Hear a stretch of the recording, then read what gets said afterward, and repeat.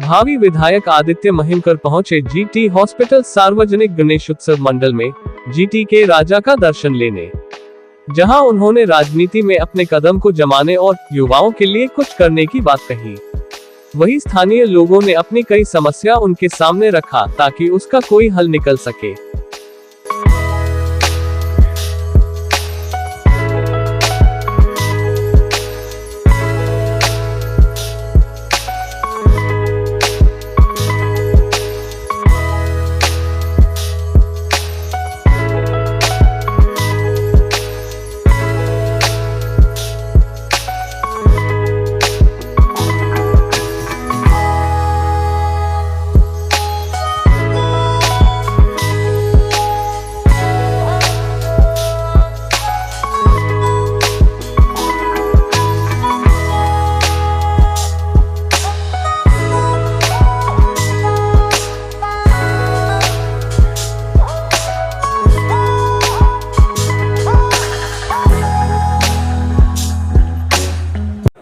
युवा पीढ़ी आज तक देखने नहीं मिली इस तादाद में। आप देख सकते हैं मेरे साथ एक बड़ी तादाद में युवा उतरी है। सिर्फ आज ही नहीं, हमेशा युवाओं का सपोर्ट रहा है और युवा ही इस देश को अब आगे लेकर जा सकती है। क्योंकि इस वक्त मैं अगर अपने कॉन्स्टिट्यूएंसी की बात करूं 187 की, तो यहाँ के हालात बड़े ख़राब से हैं और ये युवा पीढ़ी ही मुझे प्रोत्साहित करती है और इनके साथ से ही ये डिसीजन लिया गया है कि मैं इस बार आमदारकी लड़ूं। और विषय एजुकेशन का है, स्पोर्ट्स का है, हाइजीन का है, इन सब मामलों के लिए आज तक कोई सुनवाई ही नहीं है। हमारे जो लोकल आमदार हैं राहुल नार्वेकर जी और स्पीकर भी है वो, हम उस कुर्सी की इज्जत करते हैं, लेकिन जिस तरीके से काम यहाँ होना चाहिए वो हो नहीं रहा है। इसलिए अब समय आ चुका है कि एक नया चेहरा, नई उम्मीद, इसलिए युवा को लेकर ही मैं आगे बढ़ूंगा। सर, गणपति बप्पा का आशीर्वाद लेकर क्या कहना चाहेंगे कि किस तरीके की शुरुआत करेंगे?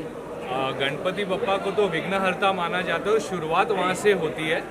कोई भी भगवान की पूजा के पहले भी गणपति बप्पा को ही माना जाता है, आरती की जाती, पूजा की जाती है, तो उनका आशीर्वाद है।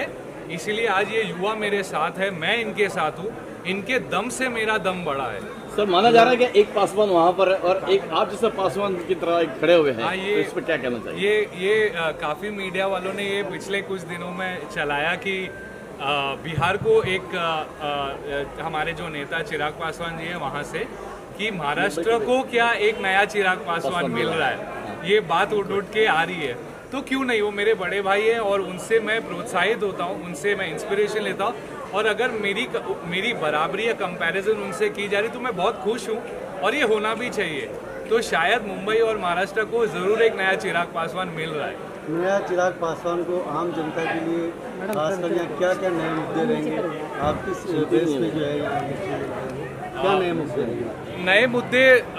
नए मुद्दे कोई नहीं है, पुराने मुद्दों पे ही काम नहीं हो रहा है। आप मुझे हाइजीन की बात बताइए, स्पोर्ट्स की बात, एजुकेशन की बात। एजुकेशन महंगा हो गया है, हमारे बीएमसी के स्कूल्स अच्छे क्यों नहीं बनते, यहाँ स्पोर्ट्स फैसिलिटी क्यों नहीं है, बहुत सारी चीज़ें। दूसरी चीज़ ये है कि हमारे यहाँ पे लोगों में ही लड़ाई की जाती है, करवाई जाती है। मैं चाहता हूँ कि पहले यूथ एक साथ आ जाए, जो हो रहा है अब दिख रहा है कि एक दूसरे के मसले छोड़कर लोग एक साथ आ रहे हैं। इसका मतलब ये है कि लोग यहाँ चेंज चाहते हैं। हमारे अगर आप देखिए मुस्लिम वर्ग भी जो है हमारे भाई, अगर 20% है तो 20% में से सिर्फ 5 पढ़े लिखे आपको मिलेंगे, 5, 6, 7%।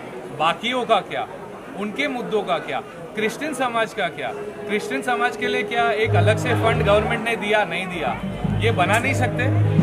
तो बहुत सारी चीज़ें हैं जिन पे हम काम अब कर रहे हैं, specially education and sports and hygiene और औरतों के लिए। ये मंडल के लोग यहाँ मौजूद हैं, इन्होंने भी कुछ मुद्दे उठाए कि हॉस्पिटल यहाँ पे सुविधा नहीं होती है, इस मामले में भी क्या कहेंगे? मुझे आप मीडिया वालों को ये बताने की ज़रूरत नहीं है कि हमारे गवर्नमेंट हॉस्पिटल्स की अवस्था क्या है, ये आप मुझसे बेहतर जानते हो क्योंकि आप घूमते हो। लेकिन इस पे काम करना बहुत ज़रूरी है कि ये फैसिलिटीज़ को और बेहतर कैसा बनाया जाए।